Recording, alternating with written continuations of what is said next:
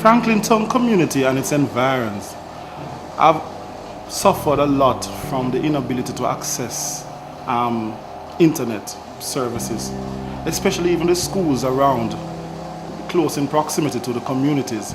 Clancarty High, Clancarty Primary, Franklin Town Primary, and the umpteen's amount of basic school, early childhood education institution that is around. The growing concern of this center came out of the need of community residents who didn't have a location to access for computer accessing, internet servicing, and a homework center where young persons can come and do their homework.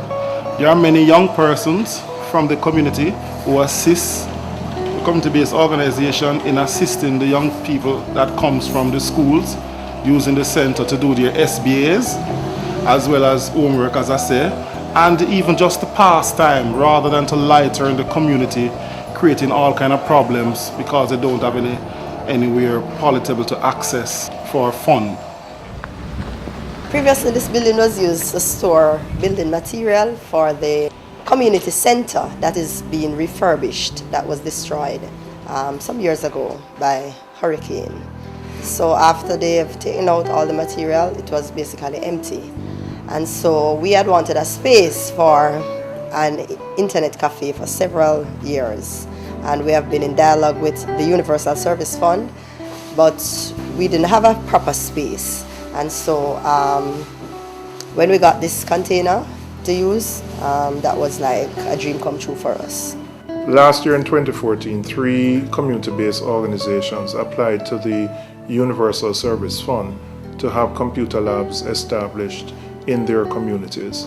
One of the big challenges after the Universal Service Fund has provided the funding for the computer labs is that each community-based organization has to maintain the facility, and by far the largest cost for each of these community-based organizations is paying the electricity bill. Because a computer lab, you have to run air conditioning units for the duration of the time that the lab is open. You have about on average 20 PCs, monitors, screens that are connected. So many of the organizations were having a difficulty paying the bill, and as such the sustainability of the projects was being threatened. We reached out to the New Zealand Fund, which is a project of the New Zealand government, and they indicated that they could provide the funding to put in solar PV in each of the 3 community centers. We approached New Leaf as a provider, and the project started earlier this year, was implemented. The systems have been installed, and now all 3 centers are using solar as their main means of providing electricity.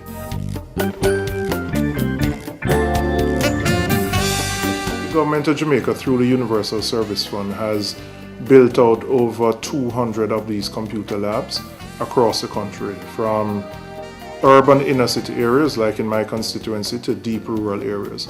Now, all of these community-based organizations face the same challenge, which is that their electricity bill is the highest bill. And so this affects the sustainability of this, what we call the Community Access Point project, because we are spending millions to equip the labs, and it would be a waste of an investment if 2-3 years from now, those computer labs have all gone defunct.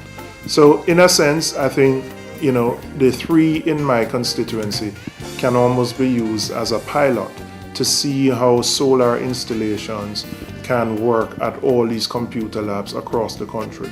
Certainly the ones that are funded by the Universal Service Fund, and it can be used for many other examples, community centers, other community-based organizations that don't readily have a source of revenue, and their principal objective is to serve the needs of the community. There was no internet cafe around for several miles. I think the only computer access that the community had was by the library, which is by Tom Redcom, and that's way out of our league. That's like taking 2 vehicles to get there.